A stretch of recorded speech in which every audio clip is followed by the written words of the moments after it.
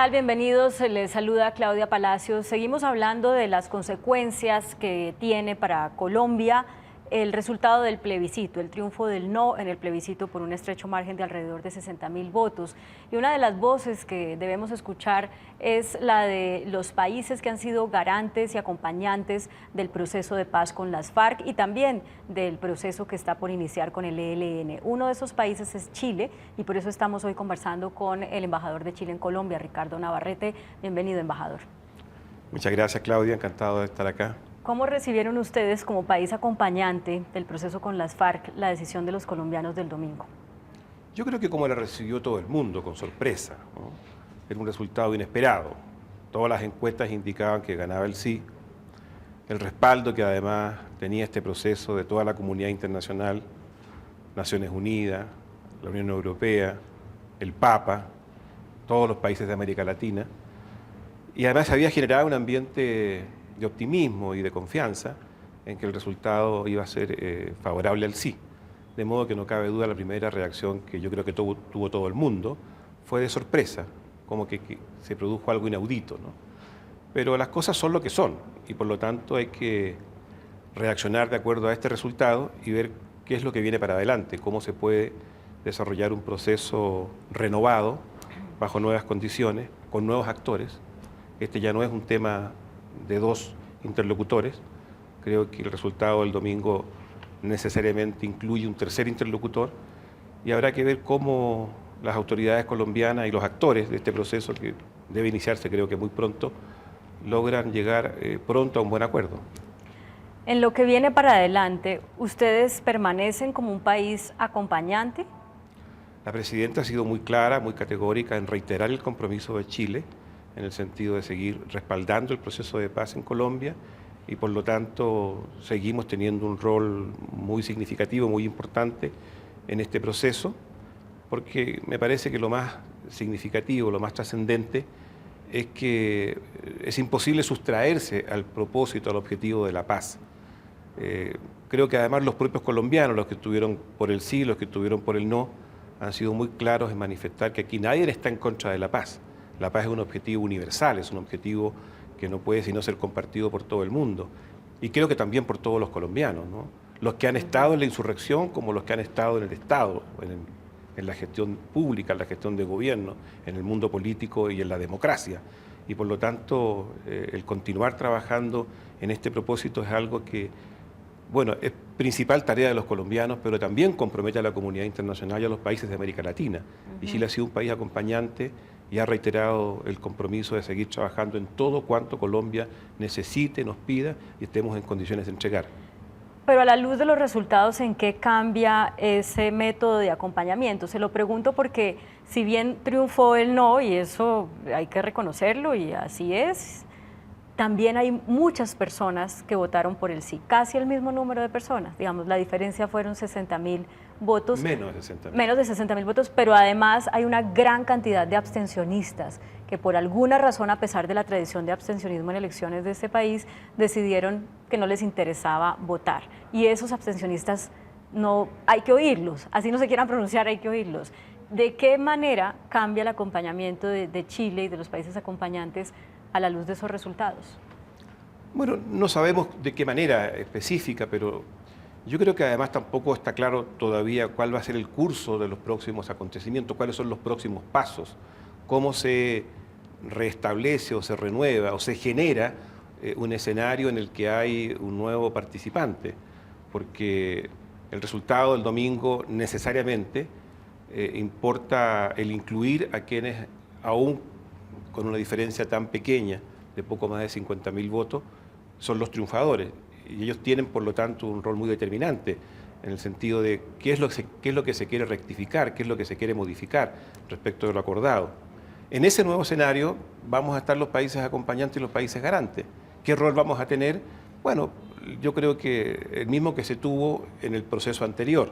Los garantes con un rol mucho más permanente, con una participación mucho más activa, y los acompañantes en disposición de estar ahí cuando seamos requeridos para una u otra función que los propios actores del proceso, los que están en la negociación, determinen que podamos contribuir.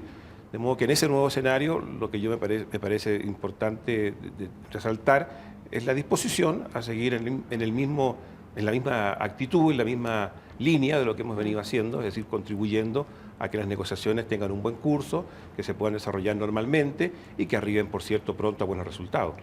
A propósito, aprovechemos este espacio para explicarle a la audiencia cuál es la diferencia entre ser un país acompañante y un país garante, ya que Chile tiene el doble rol, acompañante con las FARC, garante con el ELN. Y me gustaría que lo planteara o le definiera, embajador, en términos de ejemplo.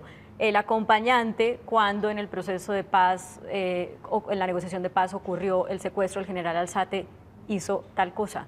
El garante hizo tal otra. En lo que va con el ELN, que el ELN todavía no libera a los secuestrados, pero dice que quiere voluntad de paz, ¿el garante qué hace y el acompañante qué hace? Y yo creo que el ejemplo que colocas no tiene mucho que ver con el rol de los garantes y de los acompañantes. Pongámoslos más bien en los ciclos de encuentros, de reuniones que se desarrollan o que se desarrollaron en la mesa de negociación en La Habana, en estos más de 50, 60 ciclos de conversaciones que hubo. Los garantes están desde que se instala el ciclo hasta que termina. Los acompañantes normalmente acuden en la fase final del ciclo y se les da a conocer el acta de lo que significó el ciclo y las resoluciones o acuerdos que se adoptaron. Por lo tanto, yo diría la diferencia entre los garantes y los acompañantes es la permanencia y la continuidad que tienen los garantes, y los acompañantes más bien son requeridos, son llamados cuando es necesario que lo sean, y están de todas maneras en la fase final de los ciclos para conocer el acta de lo que significó ese ciclo de conversaciones y los acuerdos que se adoptaron. ¿Y tienen una voz? Pueden decir, yo creo que aquí puede haber un problema, si es mejor redactarlo de otra forma. ¿O solo cuando son requeridos, no por iniciativa. Ya. En el caso de Chile, ¿en qué momento fue requerido en la negociación que terminó con la FARC? No estuve en los ciclos, de manera que no sé exactamente. Bueno, pero está bien informado. Sí, en alguna oportunidad, ¿no? Fueron, imagínense, muchas las oportunidades en que ellos estuvieron.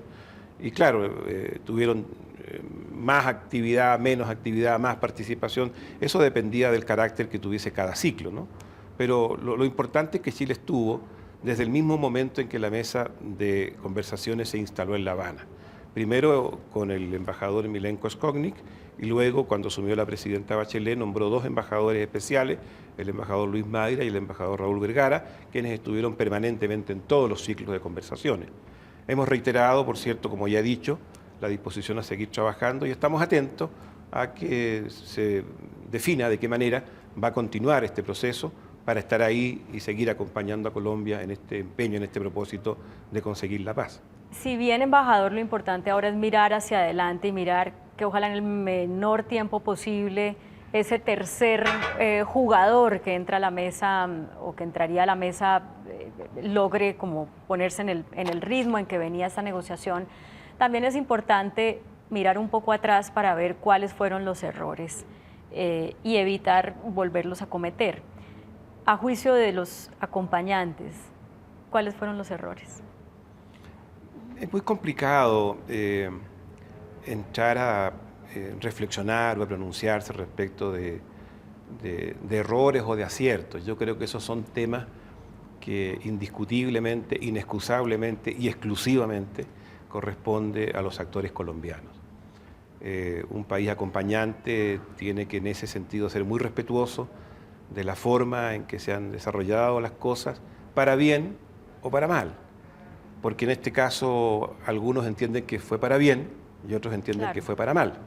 Y por lo tanto ese trance, esa contradicción, yo creo que es el tema que hoy día está presente en la preocupación de los colombianos, y tendrán que ver la forma de abordarlo y resolverlo. Yo creo que el domingo fue una oportunidad. Nunca las cosas son definitivamente buenas ni son definitivamente malas. Siempre hay algún aspecto relativo en el resultado, en la conclusión de alguna materia, de algún proceso. Y tengo la sensación que, independientemente del juicio que puedan tener los colombianos respecto del resultado del día domingo, el resultado del domingo es una oportunidad para Colombia. Y de los colombianos depende que esa oportunidad sea bien tomada, sea bien trabajada, sea bien orientada y sea bien concluida. Sí. Es una oportunidad porque pongámonos en el caso que el resultado del domingo hubiese sido inverso, es es decir, que el sí hubiese ganado Por con muy una poco. diferencia de aproximadamente 50.000 votos. Obviamente que lo que correspondía hacer era implementar los acuerdos, enviar los proyectos de ley al Congreso y seguir el curso de los acontecimientos según estaba trazado. Pero obviamente habría sido una situación muy compleja, en donde probablemente la polarización habría sido mucho más aguda, las contradicciones se habrían acentuado y las manifestaciones de protesta y de rechazo a un proceso que aparentemente a juicio de algunos no tenía la legitimidad suficiente, habría generado más conflictividad, habría generado probablemente más problemas de los que se han generado. Entonces es una oportunidad porque, claro, el proceso habría continuado con el 50% de los colombianos a favor, independientemente de lo que usted ha dicho, que es muy importante, la enorme cantidad de gente que no votó, es decir, el abstencionismo, la gente silenciosa que no sabemos qué opinan respecto a este proceso. Entonces, concluyo. Entonces, ahora la oportunidad, por eso que digo que es una oportunidad, este resultado le abre las opciones, las posibilidades, abre la puerta para que sea el 100% de los colombianos que estén de acuerdo. Y esa oportunidad va a depender de los que fueron partidarios del sí y de los que fueron partidarios del no. Quizás la responsabilidad mayor sea, aun cuando la diferencia sea tan pequeña, de quien aparece como triunfador.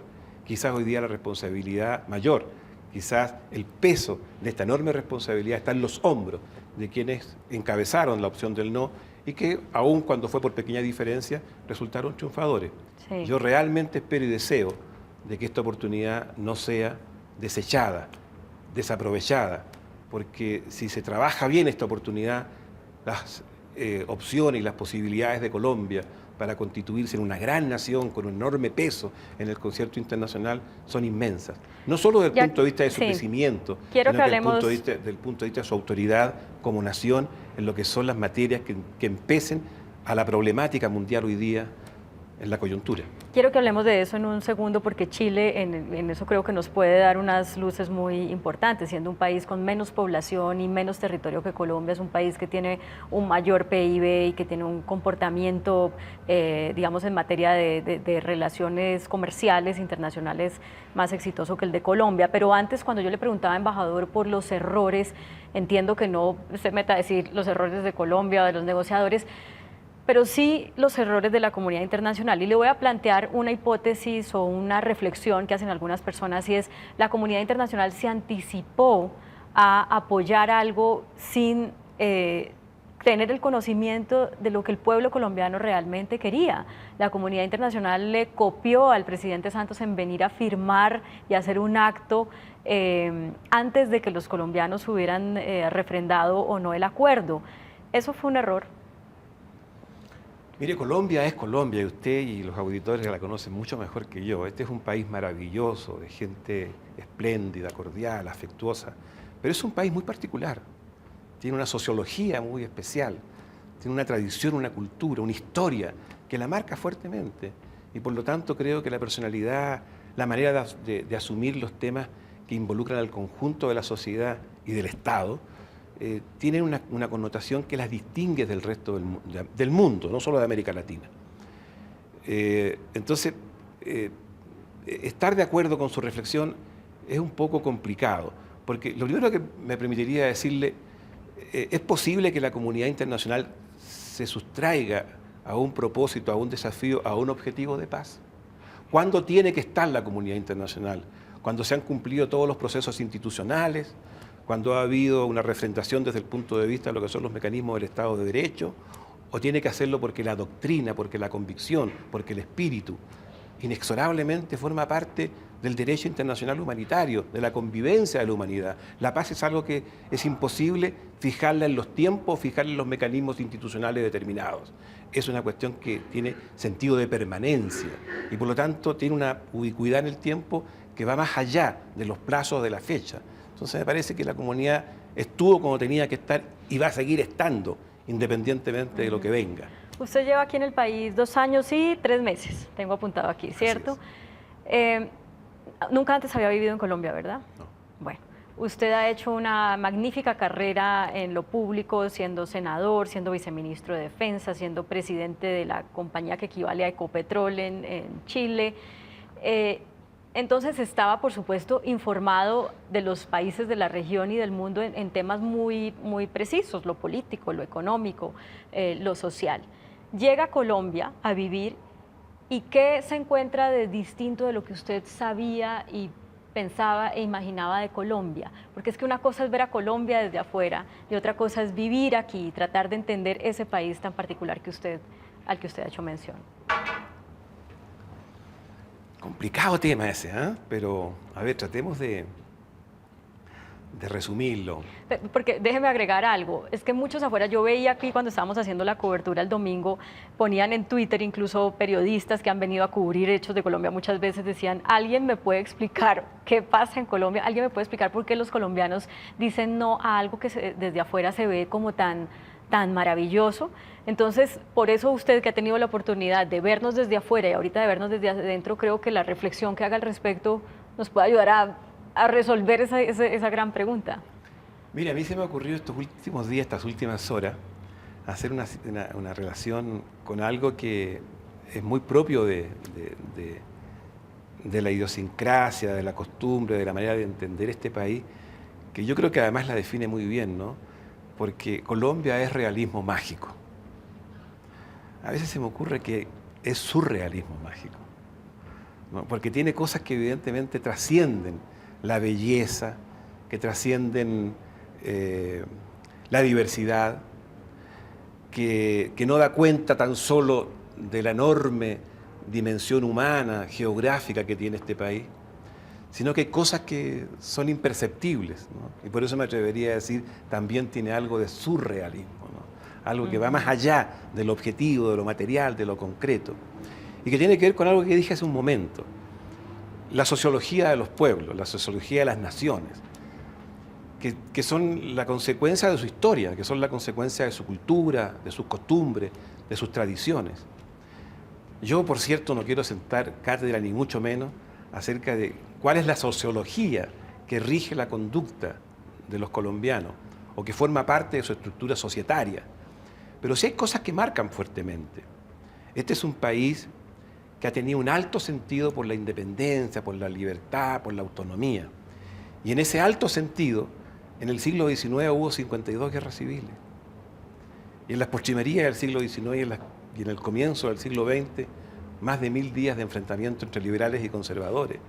Por favor, ustedes bien saben cómo fueron esos enfrentamientos, en que a veces incluso ni siquiera la muerte era un objetivo, iba más allá, cómo se podía hacer escarnio de la muerte. Y luego está el problema de lo que se conoce en el siglo XX, ¿no? El narcotráfico y las bandas guerrilleras, las bandas criminales, etcétera, etcétera. Es decir, ¿qué quiero decir con esto? Hay una continuidad de la violencia. Y cuando hay una continuidad de la violencia, la sociología termina por establecer costumbres en donde la indiferencia a un tema tan sensible, tan capital, tan enorme, tan trascendente como la violencia, no tiene la perceptibilidad que puede tener en otras naciones, en otras realidades societarias. Entonces, quizás a lo mejor, cuando se plantea este enorme desafío que es consultarle al pueblo, mire, ¿usted está de acuerdo con lo que se ha acordado en La Habana para una paz estable y duradera? Bueno, a lo mejor imperceptiblemente, subjetivamente, aparecen estos elementos sociológicos en donde se distinguen otras cosas y no lo que es fundamental y lo esencial, que es el objetivo de la paz. Estas cosas me han sorprendido. Me han sorprendido porque yo creo que hay pocos pueblos en el mundo que tienen tanta afabilidad humana, que tienen tanta cordialidad, que tienen tanto respeto en el trato con las personas, que son tan educados como el pueblo colombiano. Y ahí está el contrapunto con lo que acabo de decir. Entonces esto realmente es algo que importa, algo que impacta, algo que trasciende la simple mirada superficial de una nación que tiene todavía tanto por hacer, que tiene tanto por construir y que tiene tanta riqueza que no está siendo empleada para el bienestar y la felicidad de todos los colombianos. Creo que si algo puede enseñarnos Chile, entre algunas otras cosas, tiene que ver con cómo reconstruir rápidamente un país después de pasar de una dictadura a una democracia, que no es el caso de Colombia, pero definitivamente viene una transición, y Chile es el país que al menos geográficamente está más cercano en un ejemplo similar. Pasaron ustedes por implementar el voto obligatorio, ¿verdad? ¿Me corrige o no? Al revés, tenían voto obligatorio y teníamos voto voluntario. ¿Cuánto es la participación en Chile hoy en día? Como en todos los países, cuando hay voto voluntario. empieza a disminuir la participación del electorado. Aproximadamente. 40%, 45%, 50%. Está en ese orden, digamos. O sea, bueno, disminuye sensiblemente. Quiero también hacer una reflexión acerca de una frase que le oía en estos días a Joaquín Villalobos, que fue asesor del gobierno y fue exguerrillero salvadoreño. Y decía, el día de la firma del acuerdo asistimos al entierro del socialismo en América Latina, al entierro de los regímenes de izquierda. Se acabaron las FARC, el régimen cubano está en las últimas, Venezuela no funcionó, Ecuador no está funcionando, Bolivia vamos a ver, y lo único que queda es Chile, ¿no? Donde sí ha funcionado el socialismo. ¿Qué reflexión hace respecto a eso? No, primero que todo tendría que decirle que no ha funcionado el socialismo en su concepción clásica, ortodoxa, tradicional, doctrinaria. Lo que hemos tenido en Chile mayoritariamente desde 1990, con una sola excepción de 4 años, que fue el presidente Piñera, son coaliciones de centro-izquierda, una amplia coalición que va desde una democracia cristiana, que se define como un partido de centro, hasta ahora en la nueva mayoría con el Partido Comunista, que sí es un partido de izquierda tradicional, ¿no? Todavía marxista, leninista. Entonces, yo diría, primero eso, ¿no? En el sentido de que Chile no es que esté levantando las banderas del socialismo de manera absoluta, porque hay componentes. Esta ha sido una coalición muy amplia la que ha gobernado a Chile. Me alargo un segundito porque sí quiero oír lo que usted quería decir del plebiscito en Chile. No, me parece que la experiencia nuestra de 1988, teniendo ciertamente categorías muy distintas de lo que fue el plebiscito colombiano, puede tener algún tipo de elemento que se pueda relacionar. Nosotros tuvimos tremendas contradicciones en los años 80 acerca de cómo íbamos a enfrentar el tema del término de la dictadura. Y las teorías eran diversas, desde aquellas que iban por el enfrentamiento violento a aquellas que establecían que solo el camino podía ser pacífico. Y las intermedias que decían que todas las formas de lucha, tanto las pacíficas como las violentas, eran válidas. Y cuando la dictadura planteó una convocatoria para los efectos de que el pueblo de Chile se pronunciara acerca de la continuidad del dictador por 8 años más, o que si perdía ese plebiscito al año siguiente se llamaran elecciones, tuvimos debates muy intensos, muy profundos en la oposición, en las fuerzas democráticas. Y ponernos de acuerdo para enfrentar el plebiscito fue una tarea no menor. Logramos, diría yo, poner de acuerdo a más del 90% de las fuerzas democráticas, de las fuerzas opositoras, para que en definitiva nos inscribiéramos en los registros electorales, constituyéramos los partidos políticos y fuéramos a votar, y le ganamos al dictador en su propia cancha, con las propias reglas que él estableció. Con este relato, ¿qué quiero decir? Que la búsqueda de acuerdos, que la necesidad de integrar diversas posiciones, es un elemento sustantivo, esencial para alcanzar grandes causas. O sea, partidos políticos, pónganse de acuerdo, está diciendo usted. Sí, claro, por cierto, eso es lo que estoy diciendo. Y voy más, relato la experiencia de Chile. Voy más allá. ¿Qué pasó después de eso? Fíjese que después de eso, nosotros teníamos una economía el año 1990 que era la 7ª economía de América Latina. Teníamos más del 40% de pobreza. En menos de 20 años, Chile se colocó con los mismos indicadores en el primer lugar de las economías de América Latina y reducimos nuestra pobreza del 40 y tantos por ciento a menos del 12%. ¿Cómo se logra eso? Con grandes acuerdos. No en la disputa pequeña, no en las contradicciones estériles, inútiles, no en el desgaste de que yo tengo más verdad que el otro, sino que en la síntesis, en el denominador que hace posible el asumir las grandes causas y los grandes temas que tienen que ver con el interés del conjunto del país y que apunta a resolver los problemas sociales, estructurales, para que la gente viva mejor y sea más feliz. Yo creo que ese fue un gran mérito de la experiencia chilena. Lo aprendimos con los golpes. Nos golpeó la dictadura. Hubo violencia, hubo terror, hubo muerte, tortura, desapariciones y exilio. Quizás la experiencia de ese dolor nos dio la madurez suficiente para entender y distinguir los grandes objetivos de país y tener el país que hoy día tenemos. Bueno, pues ojalá. Este relato es de Chile. Sí, pero se aplica muy bien porque este es un momento crucial para que los partidos políticos se pongan de acuerdo y tomen una decisión que nos saque de este limbo en que quedamos. Le agradezco mucho, embajador, estos minutos en el canal Muchas Capital. gracias, Claudia, por la invitación. Encantado de estar acá. Ustedes también, sigan con nosotros.